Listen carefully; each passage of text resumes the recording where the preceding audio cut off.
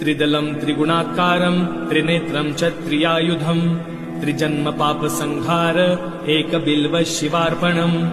त्रिशाखे बिल्वपत्रैश्च याच्छिद्रे कोमलै शुभे शिवपूजां करिष्यामि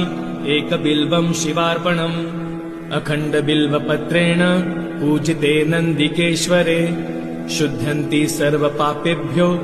एकबिल्वं शिवार्पणम् शालिग्रामशिलामेकां विप्राणां जातु चार्पयेत सोमयज्ञं महापुण्यम् एकबिल्वं शिवार्पणम् दन्तिकोटिसहस्राणि वाजपेयशतानि च कोटिकन्या महादानम् एकबिल्वं शिवार्पणम् लक्ष्म्यास्तनुत उत्पन्नं महादेवस्य च प्रियं बिल्ववृक्षं प्रयच्छामि एकबिल्वं शिवार्पणम् दर्शनं बिल्ववृक्षस्य